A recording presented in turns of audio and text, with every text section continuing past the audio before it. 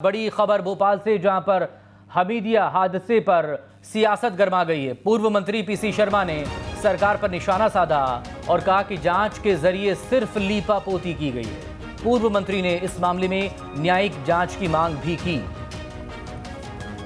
भोपाल हमीदिया अस्पताल में जो हादसा पिछले दिनों सामने आया था, सवाल दरअसल उसी को लेकर उठ रहे हैं कि आखिर वो मरीज जो कि अस्पताल में भर्ती थे, जिनका कोई कसूर नहीं था, उन्हें क्यों जान गंवानी पड़ी।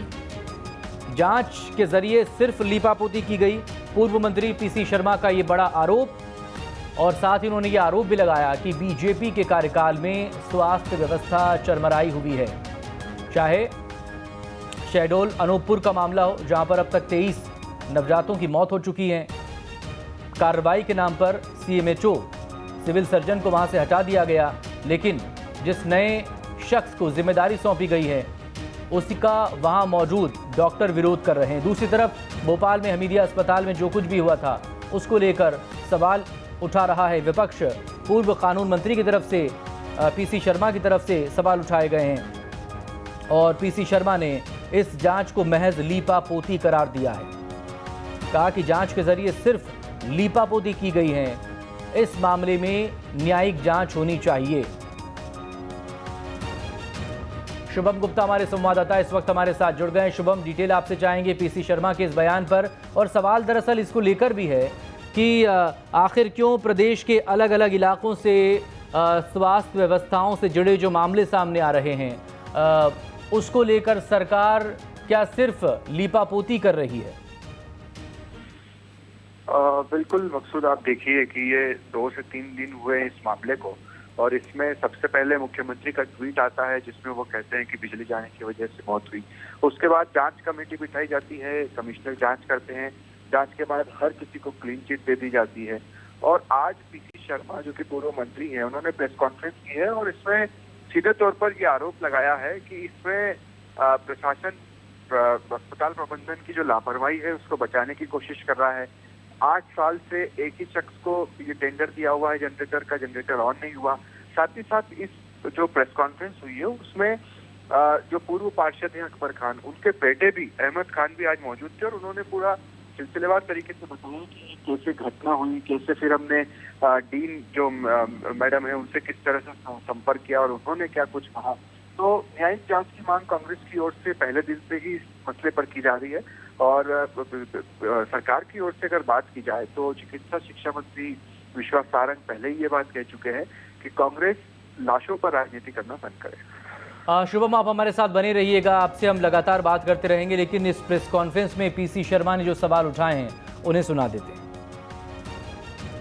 ये क्लीन चिट देने की इनकी प्रैक्टिस है। जो भी मामले होते हैं, भारतीय जनता पार्टी 24 घंटे के अंदर, 12 घंटे के अंदर, और वहाँ जो बैकअप सिस्टम वो ठीक नहीं था, जनरेटर ठीक नहीं था। आप हाई कोर्ट के सिटिंग जस्टिस की जांच कराइए, ये कोई छोटा मोटा मामला नहीं है। आज कोरोना बढ़ रहा है, 3000 से ज़्यादा लोगों की जान जा चुकी है, वहाँ बच्चों की जान अलग शहडोल और सतना में जा रही है। तो ये कुल मिला के सब इशू हैं। इस सब मामलों की जाँच सिटिंग जज हाई कोर्ट से होना चाहिए, और जिम्मेदारी मंत्री और जितने भी वरिष्ठ अधिकारी हैं इनको लेना चाहिए, जो इसको ठीक से मॉनिटर नहीं कर पा रहे हैं। मैं वहाँ पे मौजूद था, मैं वहाँ पे खड़ा हुआ था, लाइट चले गई एकदम। मैं वहाँ से जैसे लाइट गई तो मैं वहाँ से घबराता हुआ है, मैंने बोला वहाँ के जो गाइड वगैरह उनसे बोला कि लाइट कैसे चले गई। लाइट तो कह रहे थे जनरेटर चालू हो रहा, मैं खड़ा रहा, जनरेटर स्टार्ट हुआ, 1 सेकंड स्टार्ट हुआ, बंद हो गया। तो मैं वहाँ खड़ा रहा, मैंने कितनी देर लगेगी, मेरे पापा वहाँ अकबर खान वेंटिलेटर पे, मैंने वो सीरियस हालत में, तो कहने लगा कोई दिक्कत नहीं, वो वहाँ पे बैकअप हैगा 2.5 घंटे का। तो मैंने बोला अच्छा।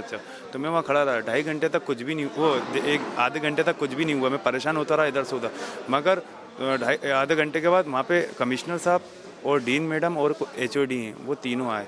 वो तीनों वहाँ पे देखने लगे, और पूरा स्टाफ हमीदिया का भागा दौड़ी मच गई वहाँ पे, क्योंकि वहाँ ऊपर सीरियस मामला हो गया था और इंतकाल हो गए थे वहाँ पे हमारे पापा का। तो जो डीन मैडम है उनसे मैंने जाके बोला मैम ऐसी बात है, यहाँ तो लाइट भी नहीं है और जनरेटर भी नहीं चालू है, तो आप बताइए क्या होगा। ऊपर मेरे पापा वेंटिलेटर पे दिक्कत आ रही होगी, बहुत प्रॉब्लम हो रही है। कहने लगा आप टेंशन ना लें, वहाँ पे बैकअप है 2.5 घंटे का, आप काहे के लिए घबरा रहे हैं, हम सब कर रहे हैं। और मैंने बोला ठीक है, फिर मैंने वहीं खड़ा रहा। फिर मैंने गया, मैंने बोला कमिश्नर साहब आप देख लीजिए, कुछ तो करवाइए। जनरेटर आधे घंटे से एक घंटा होने वाला, जनरेटर स्टार्ट नहीं हुआ, लाइट भी नहीं आई। कहने लगा आप टेंशन नहीं लीजिए, आप जाइए उधर खड़े हुई है, सब हो जाएगा, आप टेंशन न ले, ऊपर वो लगा हुआ बैकअप हैगा। तो मैंने ठीक है, फिर मैं खड़ा रहा। फिर मैंने नंबर लिया ऊपर 4th फ्लोर ICU का, नर्स मैंने लगाया नर्स को। तो मैं नर्स कहने लगी, मैंने फ़ोन करा, मैम कोई दिक्कत है वहाँ पे, ऐसा फलाना। तो वो मैडम कहने लगी सर यहाँ पे बहुत ज़्यादा दिक्कत है, यहाँ बहुत ज़्यादा दिक्कत है, यहाँ अम्बू बैग लगा के रखा है और अम्बू बैग में डॉक्टर सब एक दूसरे पर सब परेशान हो रहा है। कोई हमें तो 10 बजे कुछ उनने सूचना दी थी, मगर हमें पता चल गया था 7 बजे करीब जब लाइट आई थी, जब हमें पता चल गया था, खबर मिल गई थी कि उनका इंतकाल हो गया। शुभम गुप्ता लगातार हमारे साथ बने हुए, हमारे संवाददाता। शुभम, जो पीड़ित है उसका भी बयान सुना आपने इस प्रेस कॉन्फ्रेंस में, वो भी मौजूद था, और PC शर्मा के तो अपने सवाल हैं ही। राजनीति अपनी जगह, लेकिन एक लापरवाही की वजह से अगर किसी की मौत हो जाए तो जिम्मेदारी तो तय करनी होगी।